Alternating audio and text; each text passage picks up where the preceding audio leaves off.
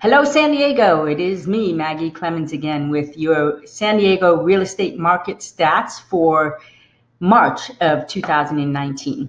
Again, I am looking at a report called Monthly Indicators from the Greater San Diego Association of Realtors. This comes out every month. We do put it on the website, and also if you would like for me to personally send you a copy, just shoot me off an email and we will send you a copy of this whole report. So let's get started. There's a lot to go over this month. All right, so there is a quandary throughout the United States about housing prices increasing, especially with the affordability concerns that are going on. Specifically in San Diego, closed sales decreased 7.1% for detached, 15.2% for attached. But as we go into this report, you're going to see that the numbers are not exactly what the numbers appear to be. Pending sales increased on both detached and attached homes. Inventory increased 3% for detached and 18.6% for attached. Medium sales price was down for detached, 0.8 and 2.7 for attached. Days on market increased, supply increased on both. And one of the good news here is that the Federal Reserve has announced that there are not any more rate increases for the year of 2019. These numbers over here, 9.9% negative for closed sales, plus 2.3 for medium sales price, and plus 7.5% for homes for sale. So you're going to see that those numbers are not exactly correct. So let's not panic. Don't let what the media is saying influence your thinking on this. So let's dive into it. This first page is just detached markets, so not condos, not townhouses. And what it says here, and again, I'm going to explain this, why these numbers why they're not right. So this is comparing March of 2018 to March of 2019. And we see that the new listings from that period is down 4.3%. But a better indicator here is year-to-date for 2018, and then year-to-date for 2019, we see an increase of plus 1.7%. That's not a lot, but let's take a look over here.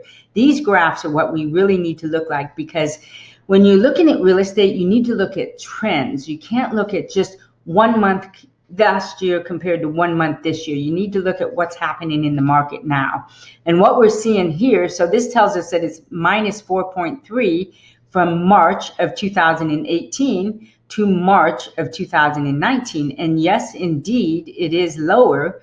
But if we look over just the last 3 months, we can see that new listings has gone up substantially, since December of last year. So we're in a healthy market. And let me look down here. Pending sales. Again, it says plus 6.8 from March to March. But if we look at this from December, we can see a steady increase since December over the years. And if you've been following me at all, you know that when pending sales goes up, eventually closed sales goes up, and we see that coming here. So another false indicator, it says from March of 2018 to March of 2019, we actually have a minus 7.1% in closed sales, but we can see that it is steadily going up this year. So I think we're still going to have a very robust 2019. Median sales price from March to March was minus 0.8. Year to date was actually a plus 1.6. And again, we'll see that this is steadily increasing from December. So we're just getting ready to go into the spring selling market, and we're going to see that go up a little bit. Average sales price is even from March year to date, 2018 to 2019. Closed sales volume is down from March to March, and then also year to date. But take a look at this graph here. It dropped significantly in December and in January, and then now we're starting to see those closed sales volumes go up. Percentage of original price increase or received, minus 0.7 from March to March, and then a minus 1 from year to date to year to date. And we're seeing that it went way down, and now we're starting to see it creep up here for the first quarter of 2019. Days on market From March to March, it has gone up 25%. Year to date, it has gone from 32 days to 39 days, which shows a 21.9% increase. But let's again take a look here. We can see it's dropping. From the beginning of the year, it's actually dropped quite a bit from what it was. Affordability index is actually gone up a little bit, and this is again our concern in San Diego.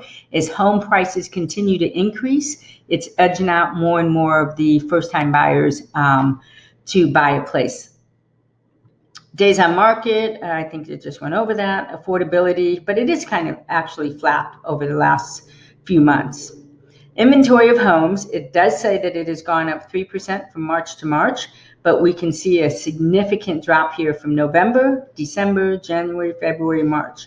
So we're going into a lower, even though we have a lot more homes coming on the market, there's a lot less homes available, because as long as those rates are low, we got more people that are buying them. So we're starting to see a tightening of the market there, at the same time seeing the home prices go up.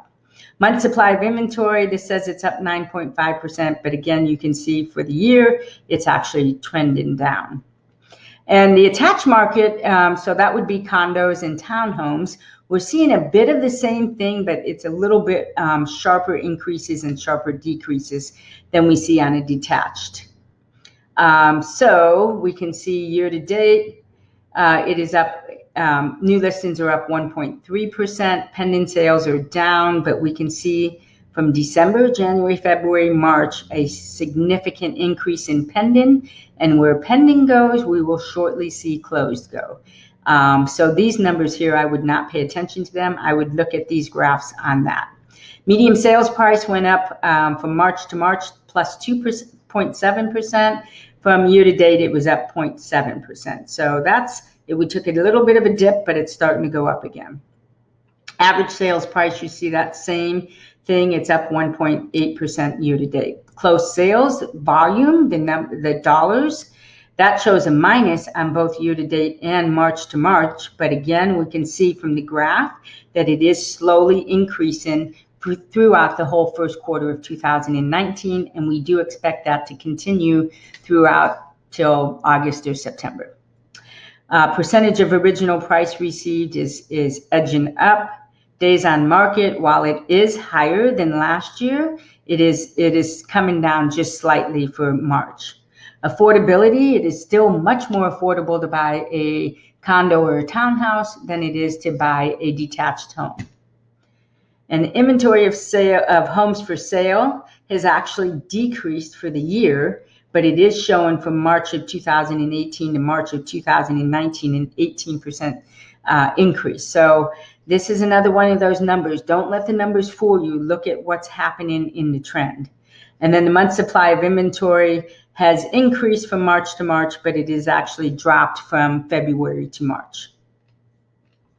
And this gives us this better idea, which again, as you know, if you've been following me, I like these graphs here.